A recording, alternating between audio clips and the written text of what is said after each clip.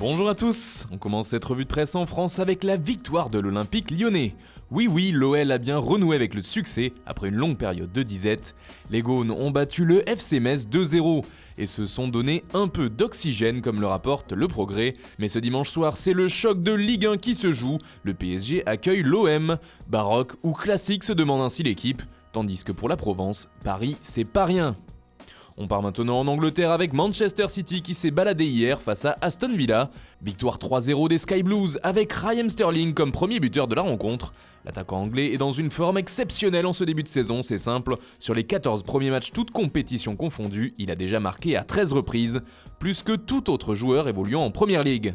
C'est le rêve Raheem pour le Daily Mail. Sterling fait aussi les gros titres du Times ce dimanche qui explique que sa masterclass a ravivé Manchester City qui n'arrivait pas à faire la différence en première période. En Espagne, pas de classico ce week-end, le match étant reporté, mais Zinedine Zidane fait tout de même la une du journal AS, selon qui le technicien avance à tâtons cette saison. Zizou cherche encore son 11 et multiplie les tests. En effet, il a utilisé 12 compositions d'équipes différentes en 12 matchs. Il a également changé 3 fois de système de jeu depuis le début de saison, et si la raison principale reste les blessures, les performances irrégulières de ces hommes peuvent également expliquer ces changements. Toujours en Espagne, Ivan Rakitic pourrait bientôt faire ses bagages et déménager de Barcelone. L'Inter ferait en tout cas le forcing pour faire venir l'international croate selon Sport.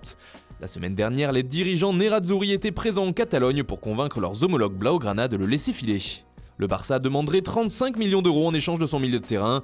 Une information que l'on retrouve en une de Mundo Deportivo ce dimanche. Mais le journal catalan ajoute que l'Inter ferait les yeux doux à un autre joueur de l'effectif en plus de Rakitic, il s'agit d'Arturo Vidal. En effet, des contacts entre le club lombard et l'international chilien auraient également été établis. Enfin, on termine ce tour de la presse par l'Argentine.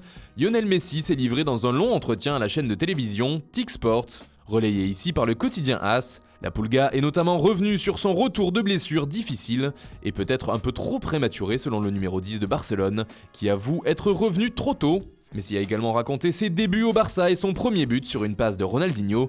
Il s'est aussi livré sur sa relation avec la star brésilienne, qu'il a accueillie à bras ouverts dans le vestiaire catalan. Ronaldinho m'a beaucoup aidé quand je suis entré dans le vestiaire à 16-17 ans, avoue Messi. En voyant tous ces monstres là-bas, c'était compliqué, mais il m'a pris sous son aile et m'a de suite mis à l'aise. Après sur le terrain, je l'ai toujours cherché pendant ces quelques années où nous avons eu le plaisir de nous côtoyer. Mais nous n'avons pas joué beaucoup ensemble à son époque, j'aurais aimé jouer plus avec Ronaldinho. Voilà, c'est tout pour ce matin, bonne journée à tous, on se retrouve très vite pour une nouvelle vidéo sur Foot Mercato.